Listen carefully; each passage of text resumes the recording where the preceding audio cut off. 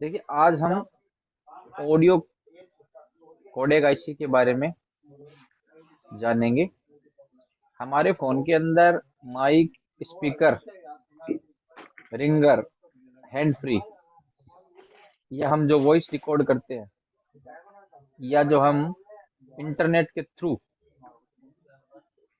जो बातचीत वगैरह करते हैं, वो सारी चीजें आपके ऑडियो कोडेक आईसी के अंतर्गत आती है। देखिए, होता क्या है कि ये जो हमारी ईएमएमसी है, ठीक है, यानी कि हमारी जो मेमोरी आईसी है, इसके अंदर डेटा पड़ा रहता है हमारा, जो हमारे सॉन्ग्स वगैरह सब कुछ है। तो हमारे फोन के अंदर आपका सीपीयू है, ये इन डेटा को रीड तो कर लेता है, लेकिन ये उनको ऑडियो सिग्नल के अंदर चेंज नहीं कर पाता है। मतलब फिर क्या है वो, मतलब है, हमारे फोन के ये समझ में नहीं आता कि इसके अंदर है क्या। तो ईएमएमसी और सीपीयू आपस के अंदर डेटा का जो ऑडियो फाइलें हैं, वो आपस के अंदर एक दूसरे से रीड तो कर लेंगे। तो उस डाटा को डिकोड करने के लिए ऑडियो कोडेक आईसी का यूज किया जाता है। ये उन सिग्नल को ऑडियो सिग्नल के अंदर चेंज करती है, ऑडियो कोडेक आईसी। और नॉर्मली जो ऑडियो कोडेक आईसी होती है, वो आपके पावर आईसी के अंदर ही होती है, यानी ये आपकी पीएम है। और मान लीजिए पावर आईसी के अंदर बहुत सारे सेक्शन होते हैं, ये मान लीजिए आपकी ऑडियो कोडेक आईसी है।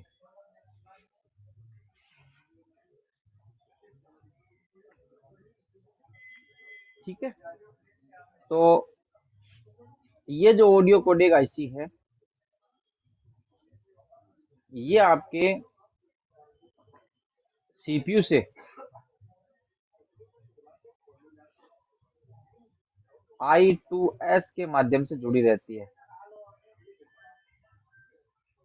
ये जो आपकी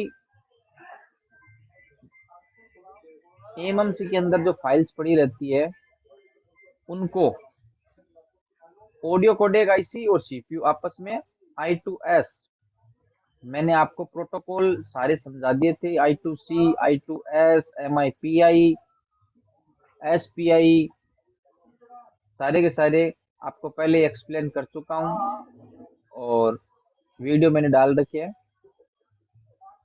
तो आप वहां से इसको और देख ले। I2S प्रोटोकॉल के अंदर आपको 4 लाइनें मिलेगी, ठीक है ना।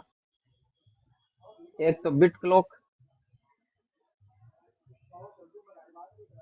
एक आपका इसके अंदर जहां भी I2S लगता है वहां पे एक आपको डेटा जीरो, एक आपको लाइन मिलेगी डेटा वन, और एक SS या CS। ये आपके I2S के अंतर्गत, जहां भी I2S नाम आएगा तो आपको ये 4 लाइनें मिलेगी ही मिलेगी। जहां पे I2C सुनने को मिलेगा तो वहां पे आपको SCL और SDA दोनों नाम आएंगे ही आएंगे। तो ये I2C प्रोटोकॉल है, इसमें 2 लाइनें होती है। ये I2S है, इसके अंदर मेन 4 लाइनें होती है। तो सीपीयू I2S के माध्यम से तो इससे जुड़ा रहता है, और इसको आइडेंटिफाई करने के लिए इस आईसी को कि भाई ये जुड़ी हुई है या नहीं है, डेटा तो इसके माध्यम से जाएगा, I2S के माध्यम से जो भी लेन देन होगा, लेकिन वो आईसी है या नहीं है अपने फोन के अंदर। पहले तो यही होगा ना भाई, सीपीयू ये चेक करेगा कि भाई ये आईसी ऑडियो कोडेक आईसी है, वो अपने फोन के अंदर, मान लीजिए हमने निकाल ली ऑडियो कोडेक आईसी, ठीक है, तो क्या होगा वो फिर I2C के माध्यम से उसको चेक करेगी कि भाई वो आईसी अपनी जगह पे है या नहीं है। तो वो आईसी ही नहीं होगी तो फिर आगे क्या है, सीपीयू I2S सिस्टम से कोई काम ही नहीं करेगा, डेटा कोई सेंड नहीं करेगा। पहला ये I2C है, उसके माध्यम से हमारे जो मदरबोर्ड है उसमें जो जितनी भी आईसी होती है उनको सीपीयू अलग अलग प्रोटोकॉल के माध्यम से चेक करता है। ठीक है, उसके बाद में जो डेटा का जो भी वितरण होता है वो आपका I2S के माध्यम से होता है। अब ये देखिए नॉर्मली क्या होता है, 90% जो हैंडसेट है उसमें आपकी audio codec IC power IC के अंदर होती है। एज एग्जांपल मैं आपको बता दूं, क्वालकॉम है मान लीजिए, क्वालकॉम के अंदर आपका 8940 ऑडियो कोडेक आईसी PMI 8940 के अंदर है। इसके अलावा और भी आपको क्वालकॉम में आईसी मिल जाएगी, मैंने आपको एक एग्जांपल बताया। इसके अलावा मीडिया टेक जो सीपीयू होता है MT, उसमें मान लीजिए 6228 मान लीजिए, 6232 मान लीजिए। ठीक है, एक एग्जांपल ये हो गया। स्पेक्ट्रम जो आपका सीपीयू होता है उसमें SC 6713 इस तरीके से आईसी आती है, PMIC पावर आईसी, उसके अंदर ऑडियो कोडेक होता है। लेकिन कुछ सेटों के अंदर ये जो आपकी ऑडियो कोडेक आईसी है वो सेपरेट होती है, जैसे Vivo V5, Mi Note 3। ठीक है, इनमें एक WCD सीरीज से स्टार्ट होती है, और जैसे मान लीजिए 8570 हो गई। ठीक है, ये अलग से लगी रहती है यहाँ पे।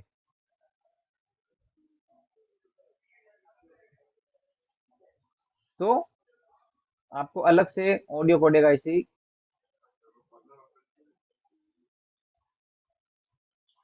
देखने को मिलेगी। तो हम अलग अलग तरीके से पूरे स्कीमेटिक वर्किंग प्रोसेस को समझेंगे। तो अब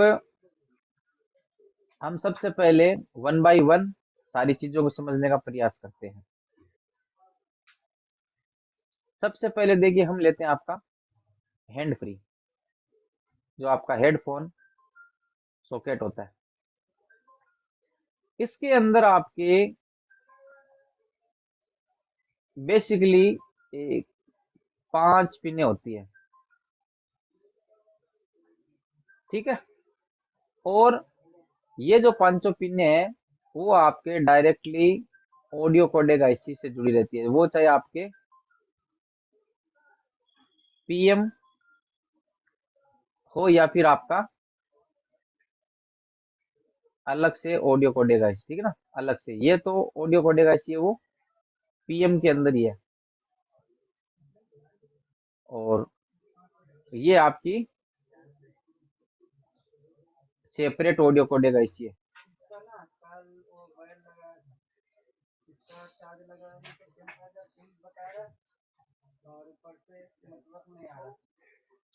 ये मंडे को चेक होगा आपका फोन, मंडे को लेके आइए, अभी नहीं होगा।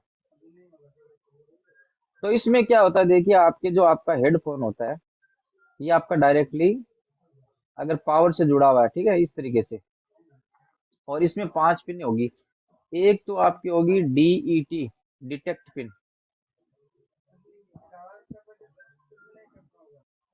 एक होती है आपकी लेफ्ट, ईयरफोन में दो होते हैं ना आपके, तो एक लेफ्ट के लिए, एक राइट चैनल के लिए।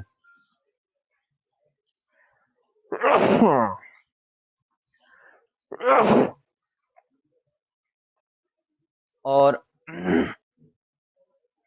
एक आपका माइक वाला होता है। ठीक है, एक आपका GND भी इसके अंदर होगा। तो होता ये है कि हेडफोन आपका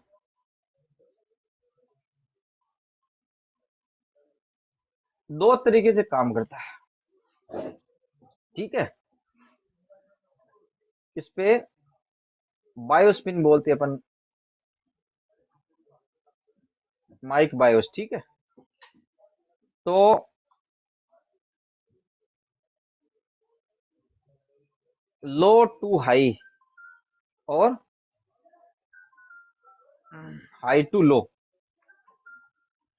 कहने का मतलब ये है कि आप किसी भी फोन में देखना, ये जो डिटेक्शन वाली पिन है, इस पिन पे हो सकता है कि जब आप ईयरफोन ना लगाओ तो आपको 1.8 वोल्टेज मिलेंगे।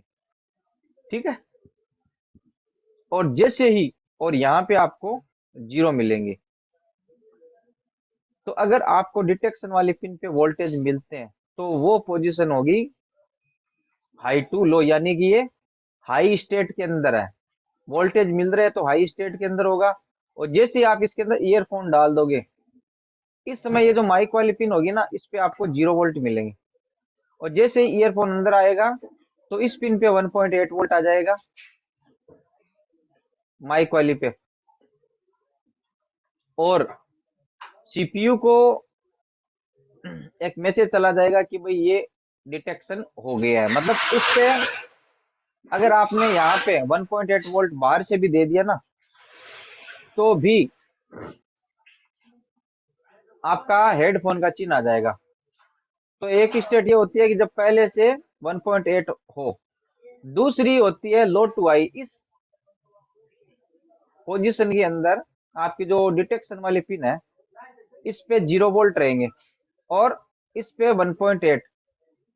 तो आप जैसे ही इसके अंदर डालोगे तो ये यहाँ पे 1.8 आ जाएगा। तो ये प्रोग्रामिंग की बात होती है कि भाई हाई टू लो करना है या लो टू हाई करना है। ये जो डेवलपर होते हैं उनका काम होता है। लेकिन आप चेक कर सकते हैं, किसी भी मोबाइल को ऑन करना और डिटेक्शन वाली पिन पे मीटर को DC 20 वोल्ट पे सेट करके आप इसको चेक कर लेना।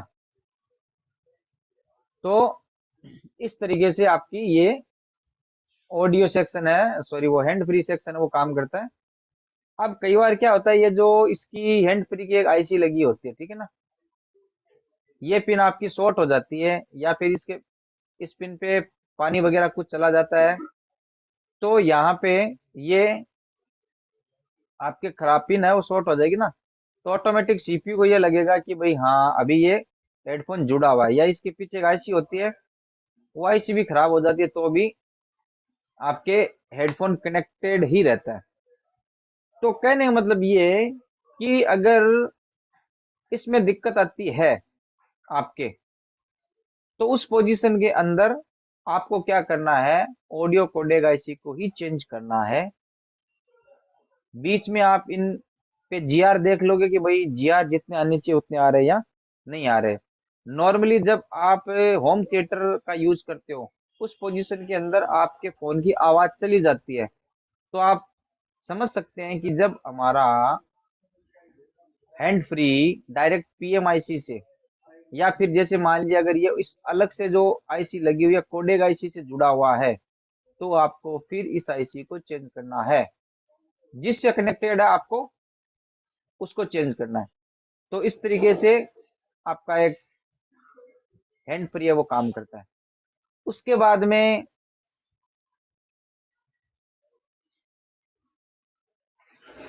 आपका जो स्पीकर होता है,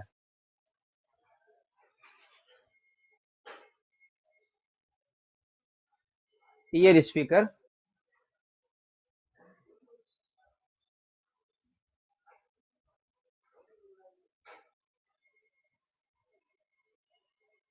ईयर स्पीकर जो आप, अगर आपका ईयर स्पीकर काम नहीं कर रहा है या फिर उसके अंदर मान लीजिए आवाज रुक रुक के आ रही है, कभी आती है कभी नहीं आती है, तो ये जो ईयर स्पीकर होता है वो डायरेक्ट आपका इस ऑडियो कोडेक IC के साथ में जुड़ा रहता है। तो आपको इसको चेंज करना पड़ेगा PMIC को, क्योंकि PMIC के अंदर ही आपका ऑडियो कोडेक है। या फिर आपको अलग से ऑडियो कोडेक IC दी हुई है तो इसको आपको चेंज करना पड़ेगा। उसके बाद में जो आपका माइक होता है उसके अंदर आपको पता है नॉर्मली तीन पिने होती है। एक आपकी बायोस पिन होती है, एक आपकी डेटा पॉजिटिव वाली पिन होती है, और एक ग्राउंड वाली होती है। तो ये भी आपका डायरेक्टली इसके अंदर आपको पता है मोबाइल के अंदर दो माइक लगे रहते हैं, एक इंटरनेट की कॉलिंग के दौरान और एक है आपका नॉर्मल कॉलिंग के दौरान। तो ये दोनों माइक भी आपके पीएमआईसी से जुड़े रहते हैं। अगर मान लीजिए आपने माइक चेंज कर लिया, फिर भी अगर आपको दिक्कत आ रही है, तो आपको पीएमआईसी, सॉरी पीएम या फिर ऑडियो कोडेक आईसी को डायरेक्ट आपको चेंज करना पड़ेगा।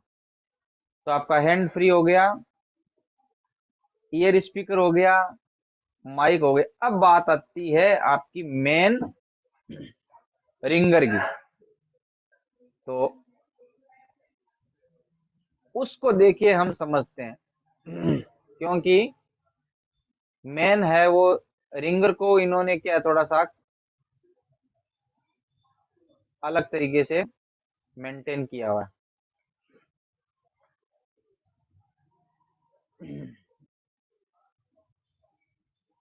ये देखिए आपका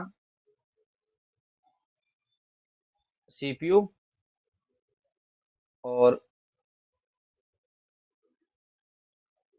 ये आपका है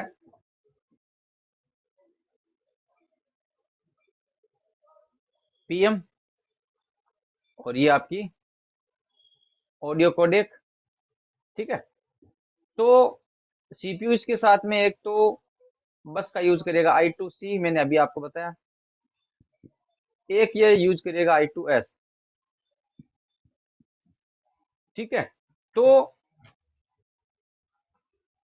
माइक स्पीकर रिंगर इन सबको तो क्या है उतने मतलब सिग्नल है वो नॉर्मल सिग्नल है, वो भी क्या करते हैं इन सारी चीजों को कंट्रोल कर सकते हैं। लेकिन ऑडियो के लिए यानी लाउड स्पीकर के लिए वो जो सिग्नल होते हैं वो सेटिस्फाइड सिग्नल नहीं होते, उनको और बूस्ट की जरूरत रहती है। तो फिर क्या होता है हमारे फोन के अंदर एक पावर एम्पलीफायर, ठीक है, या फिर बूस्ट आईसी कह दीजिए, अलग से एक पीए लगा रहता है, ऑडियो पीए। ये पीए आपका इस ऑडियो कोडेक आईसी के साथ में जुड़ा रहता है। ठीक है, डायरेक्टली। दूसरा, ये जो आपका पीए है, ठीक है, ये पीए इस सीपीयू के साथ में भी जुड़ा रह सकता है। दो पोजीशन बनती है। तो कैसे पूरा ये मैनेजमेंट होता है वो हम समझते हैं। सबसे पहले देखिए, अगर ये आपका जो पावर एम्पलीफायर है सीपीयू के साथ में जुड़ा रहता है, तो ये आपका I2S बस का यूज करेगा। ठीक है, I2S के माध्यम से ये डायरेक्टली सीपीयू के साथ में जुड़ा रहेगा। और इसको दो वोल्टेज चाहिए, एक तो आपका वीपीएच इस आईसी को 3.7, और एक इसको चाहिए 1.8। तो अगर आपके फोन में पीएस सीपीयू से जुड़ा हुआ है, तो आप फिर ये क्या होता है यहाँ से दो फेराइट बिट्स के माध्यम से आपका जो रिंगर लगा रहता है इससे यहाँ तक कनेक्ट रहता है। अगर मान लीजिए आपका रिंगर नहीं बज रहा है, तो इस पोजीशन के अंदर आपको दो चीजें चेक करनी। एक तो आप ये चेक करोगे कि रिंगर को आपको प्ले करना है वीपीएच 3.7 और 1.8, आपका वोल्टेज बन रहा है या नहीं बन रहा। अगर ये बन रहा है तो फिर आप इसको नहीं छेड़ोगे।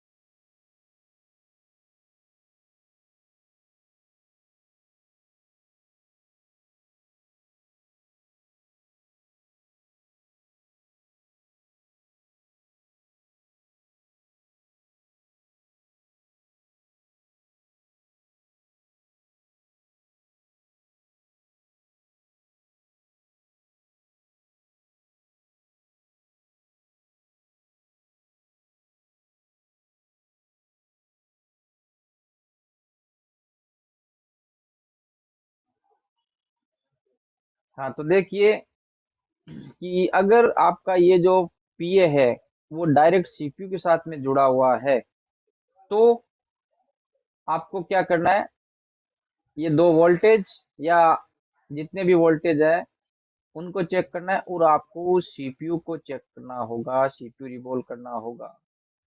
ठीक है ना। क्योंकि होता ये है कि जब ये I2S के माध्यम से जुड़ा हुआ है, ठीक है, तो अगर इसके अंदर जो आपकी एक मैंने आपको लाइन बताया सीएल के जब तक नहीं बनेगी तब तक डेटा भी इसके अंदर नहीं जाएगा। तो इसको आपको रिवॉल्व करना पड़ेगा सीपीयू को, फिर आपका काम होगा। दूसरी पोजीशन ये है कि ये जो अगर आपका पीए, ये पीए अगर आपका डायरेक्टली ऑडियो कोडेक आईसी के साथ में जुड़ा रहता है, तो इसके दो चैनल होते हैं, एल और आर। ठीक है। ये इसको दो लाइनों के माध्यम से सिग्नल आएंगे, और इन लाइन पे आपको वोल्टेज भी मिलेंगे, वो हो गए लगभग 1.3। फिर ये इसके अंदर आएंगे, और इसको वीपीएस तो चाहिए ही चाहिए। ठीक है। इसके अलावा इसमें फिर यहाँ से ये दो फेराड बिट मान लीजिए या रेजिस्टेंस के माध्यम से बाहर निकल जाता है और रिंगर टिप्स पे चला जाता है। तो यहाँ पे आपको 3.0 वोल्टेज देखने को मिलता है। अब मान लीजिए पी अगर आपका पावर आईसी से जुड़ा हुआ है, तो आपको क्या करना है, यहाँ पे सबसे पहले चेक करना है कि भाई 3 वोल्ट बन रहे हैं या नहीं बन रहे। इधर 1.3 है इस लाइन पे जो इनकमिंग वोल्टेज है, इधर मान लीजिए 1 वोल्टेज बन रहा है। तो यहाँ से हमें पता चल गया कि भाई जब इनपुट वोल्टेज और आउटपुट वोल्टेज दोनों सेम है, तो मतलब ये आपका पीए काम नहीं कर रहा है। तो आपको ये देख लेना है कि एक तो वीपीए जिसको मिल रहा है या नहीं मिल रहा। दूसरा, स्कीमेटिक में आप जाओगे तो आपको हर आईसी में कितने वोल्ट कितने वोल्टेज आपको सब कुछ वहां पे देखने को मिलेगा। लेकिन नॉर्मली आपको अगर यहाँ से ये चीज मिल गई तो फिर आपको क्या करना है, डायरेक्ट आपको इसको चेक करना है। ठीक है। और मान लीजिए यहाँ पे आपको 1.3 वोल्टेज नहीं मिल रहे हैं, तो फिर आपको डायरेक्ट पीएम को चेंज करना पड़ेगा। अब नॉर्मली फॉल्ट क्या आता है, एक तो मैंने आपको बताया कि आपका जो ऑडियो वाला होम थिएटर के अंदर प्रॉब्लम आ जाती है, या फिर आपके इस ऑडियो पीए के पास में एक आपको 100K की रजिस्टर भी देखने को मिले। अगर उसकी वैल्यू अप डाउन हो जाती है तो भी नॉइस आएगी उसके अंदर। मतलब स्पीकर में देर तक आप उसको बंद कर दोगे, स्टॉप कर दोगे, फिर भी वो स्पीकर है, रिंगर है, उसमें से आवाज आती रहेगी। दूसरा, जैसे मान लीजिए कि आपके फोन के अंदर रिंगर काम नहीं कर रहा है मान लीजिए, ठीक है, नॉर्मली, और साथ में माइक स्पीकर में भी डिस्टरबेंस आ रहा है, तो उस पोजीशन के अंदर आप इसको चेंज नहीं करोगे पावर एम्पलीफायर को। उस पोजीशन के अंदर आपको क्या करना है, इस ऑडियो कोडेक आईसी को चेंज करना है। क्यों? क्योंकि अगर ऑडियो कोडेक आईसी में दिक्कत होगी तो बाकी के जो सेक्शन होंगे ना उनमें भी प्रॉब्लम आएगी, माइक कम ज्यादा आवाज आना, स्पीकर का कम ज्यादा आना। तो ये कॉमन से फॉल्ट होते हैं जो हमारे रिंगर सेक्शन में देखने को मिलते हैं। और आपका जो सैमसंग होता है उसमें जो पावर एम्पलीफायर है वो डायरेक्टली आपका लगभग सीपीयू से कनेक्टेड रहता है। तो बाकी आपको क्या है, मेन स्कीमेटिक मैंने आपको बताया था। स्कीमेटिक को आपको समझना बहुत जरूरी है, क्योंकि उसमें हर आईसी को बेटर तरीके से एक्सप्लेन किया होता है कि इसमें ये आईसी इतने वोल्ट की है, और इस बॉल पे वोल्टेज आएंगे या फिर सिग्नल आएंगे या फिर आपको जीआर आएंगे, जो भी है। तो एज ए एग्जाम्पल हम एक कोई सा भी मॉडल ले लेते हैं, फिर उसको थोड़ा सा समझने का प्रयास करते हैं।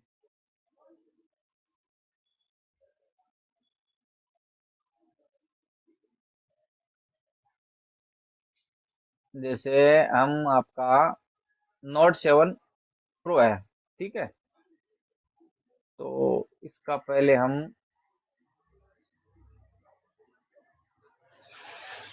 हार्डवेयर सॉल्यूशन देख लेते हैं कि भाई इसके अंदर रिंगर आईसी या फिर जो रिंगर वाली लाइन है वो कहाँ पे जा रही है। तो हमने Note 7 Pro ले लिया और ये बिट मैप आ गया आपका, हमें चाहिए हार्डवेयर सॉल्यूशन।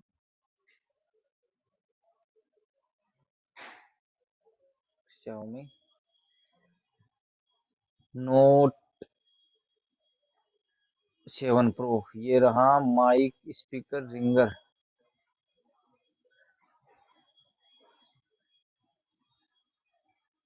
ये ऊपर में ही है आपके। इसको हम ओपन करते हैं और देख लेते हैं कि भाई इसके अंदर किस तरीके से क्या इसका प्रोसेस है।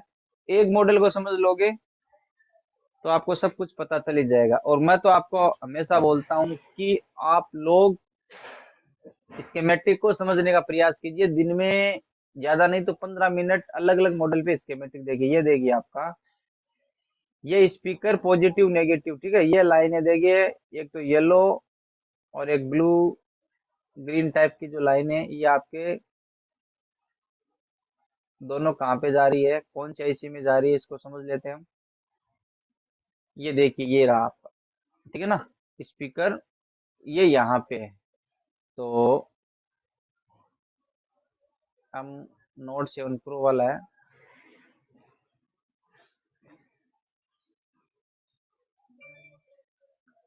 सीपीयू के साइड के अंदर है। तो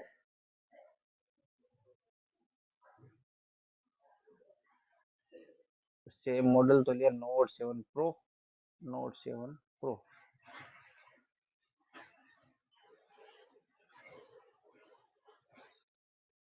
सिम ट्रे, ये आपकी सिम ट्रे और ये है आपका आईसी, ठीक है ना। देखो U1160,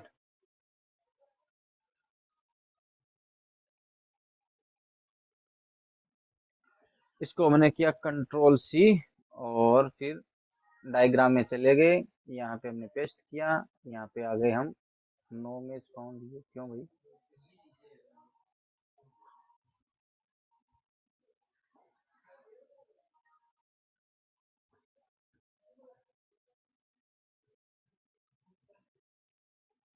U1160 है तो हम इसको, यहाँ पे है तो सही।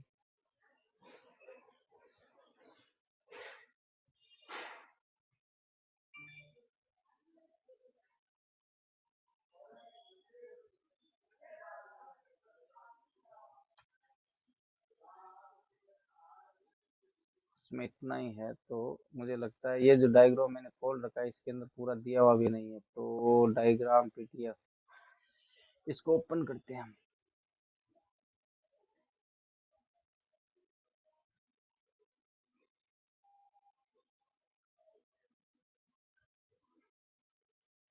हाँ, इसमें मिलेगा।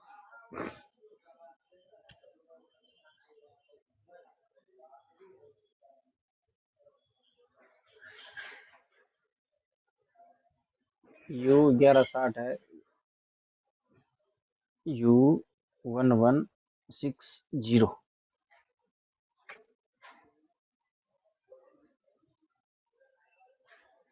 ये देखो, ये आपकी आईसी थी, ठीक है ना। देखो इसमें सब कुछ दिया हुआ है। पावर में देखो, वीपीएच पावर चाहिए इसको एक, ठीक है। इसके अलावा वीआरईजी वोल्टेज चाहिए इसको 1.8। इसके अलावा इसको और क्या चाहिए, ये देखो आपका एक ग्राउंड से रेजिस्टेंस लगा हुआ है, और वीआरईजी इसको 1.8 इस पिन पे भी आ रहा है जीपीआई सेक्शन के लिए। तो इस तरीके से ये देगा I2C SLSD, I2C से भी जुड़ी रहती है। और ऑडियो देखिए MI, ये देखिए CLK WS डेटा 0 डेटा 1। तो इस तरीके से अगर हमें स्कीमेटिक का नॉलेज होता है तो हम एक एक पिन को आइडेंटिफाई कर सकते हैं। ये देखिए A1 A2 A3 A5, ठीक है, चारों पिन पे इसने अलग से दे रखा है। फिर उसके बाद में B2 B3 सारी पिनों पे वन बाई वन कहाँ पे आपको सिग्नल मिलेंगे, कहाँ पे आपको वोल्टेज मिलेंगे। ये देख वी बैटरी स्विचिंग आ रही है, ठीक है ना, SW। तो VDD वोल्टेज आ रहे हैं आपके 1.8। IO वोल्टेज है, और मतलब इसके अंदर दो वोल्टेज हो गए। यहाँ से आपको पता है VPH पावर चाहिए और 1.8 वाला चाहिए। इसके अलावा एक I2C, एक I2S जुड़ा हुआ है, ठीक है। तो इजीली अगर आपके पास स्कीमेटिक है तो आप उसको और ज्यादा बढ़िया तरीके से रिपेयर कर सकते हैं। तो जिसके पास बोर्नियो नहीं है वो बोर्नियो खरीद ले और स्कीमेटिक को ज्यादा से ज्यादा रीड करने का प्रयास करे। क्योंकि क्या होता है कि तुक्का विधि से